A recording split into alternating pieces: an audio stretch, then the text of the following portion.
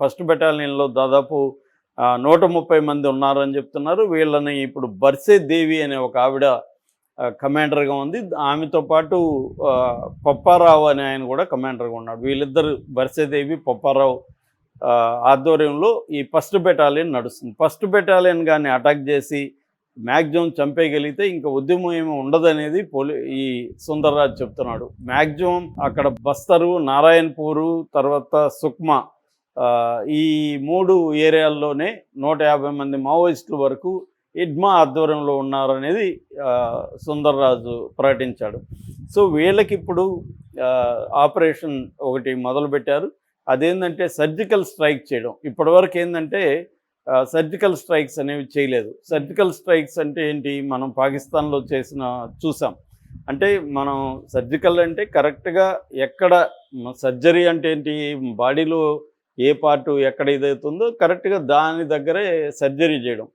అది కూడా అంతే.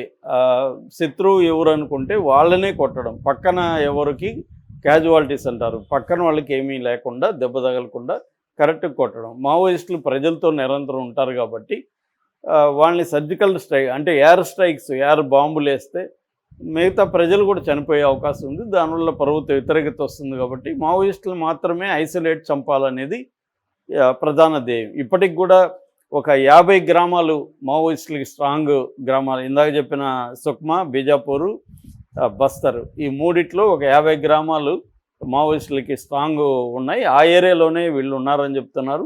సో ఈ 3 గ్రామాల వాళ్ళకి హెచ్చరించి, మేము ఇట్లా స్ట్రైకులు చేయబోతున్నాం, మీరు సేఫ్గా ఉండాలనుకుంటే మీరు మావోయిస్టులకి ఆశ్రయం ఇవ్వకండి, లేదంటే మీరు పోయినా మాకు బాధ్యత మాది కాదు అని హెచ్చరించి వీళ్ళని అటాక్ చేయాలనేది. అంటే ఒక పక్క ల్యాండ్లో కమ్ముకోవడం, చుట్టుముట్టడం, రెండోది వీళ్ళని అడవుల్లోకి తరిమేసి మావోయిస్టులని గ్రామాల్లో లేకుండా థిక్ ఫారెస్ట్లకి తరివేసినాక శాటిలైట్ ఇమేజింగ్, ఇవాళ శాటిలైట్ ఎక్కడికైనా తిప్పచ్చు, శాటిలైట్లో నీట్గా తెలిసిపోతుంది.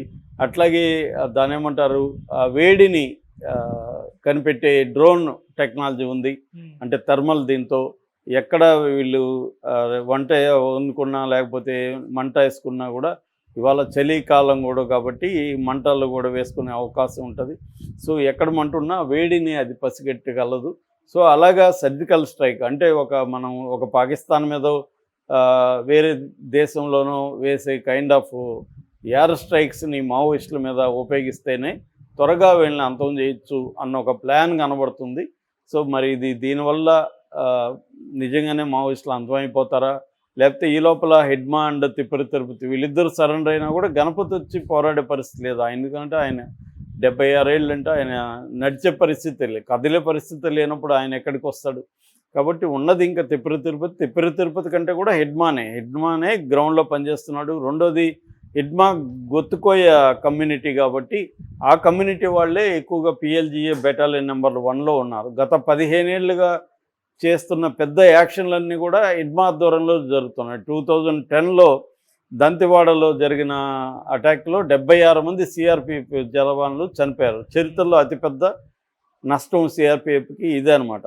దాని తర్వాత ఇంకా అనేక జరిగాయి.